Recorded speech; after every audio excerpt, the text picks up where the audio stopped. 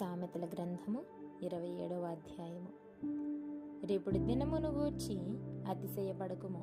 ఏ దినమున ఏమి సంభవింపునో అది నీకు తెలియదు.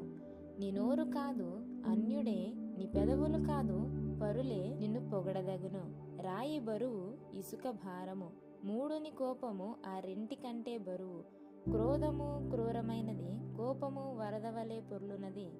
రోషము ఎదుట ఎవడు నిలవగలడు?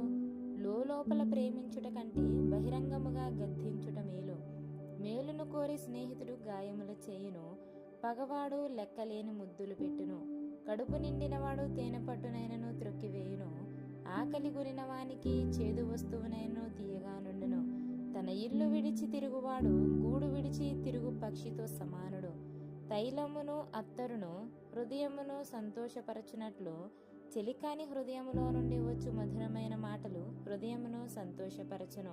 నీ స్నేహితునైనను నీ తండ్రి స్నేహితునినైనను విడిచిపెట్టకుము. నీకు ఆపద కలిగిన దినమందు నీ సహోదరుని ఇంటికి వెళ్ళకుము. దూరములోనున్న సహోదరుని కంటే దగ్గరున్న పొరుగువాడు వాసి.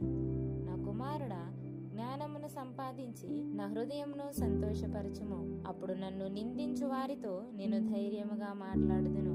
బుద్ధిమంతుడు అపాయము వచ్చుట చూచి దాగును, జ్ఞానము లేని వారు యోచింపగా ఆపదలో పడుదురు. ఎదుటి వాని కొరకు పూటబడిన వాని వస్త్రము పుచ్చుకొనుము, పరుల కొరకు పూటబడిన వాని వలన కుదువ పెట్టించుము. వేకువనే లేచి గొప్ప శబ్దముతో తన స్నేహితుని దీవించు వాని దీవెన వానికి శాపముగా ఎంచబడును. ముసురు దినమున ఎడదెగక కారు నీళ్లును గయ్యాళి అయిన భార్యయు సమానము.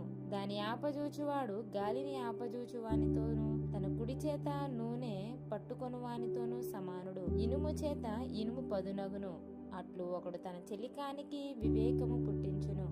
అంజూరపు చెట్టును పెంచువాడు దాని ఫలము తినును, తన యజమానుని మన్నించువాడు ఘనత నొందును. నీటిలో ముఖమునకు ముఖము కనబడినట్లు ఒకని మనస్సునకు మరి ఒకని మనస్సు కనబడెను. పాతాళమునకును అగాధ కూపమునకును తృప్తి కానేరదు, అలాగున నరుల దృష్టి తృప్తి కానేరదు. మూస చేత వెండిని, కొలిమి చేత బంగారును, తాను పొందిన కీర్తి చేత నరుని పరిశోధించవచ్చును. మూడుని రోటిలోని గోధుమలలో వేసి రోకట దంచినను వాని ముహూడత వాని వదిలిపోదు. నీ పశువుల స్థితి జాగ్రత్తగా తెలుసుకొనుము, నీ మందలయందు మనసు ఉంచుము. ధనము శాశ్వతము కాదు, కిరీటము తరతరములు ఉండునా? ఎండిన గడ్డి వామి వేయబడెను, పచ్చిక కనబడుచున్నది, కొండగడ్డి ఏరబడి ఉన్నది. నీ వస్త్రముల కొరకు గొర్రె పిల్లలున్నవి, ఒక చేని క్రయధనమునకు పొట్టేళ్లు సరిపోవును.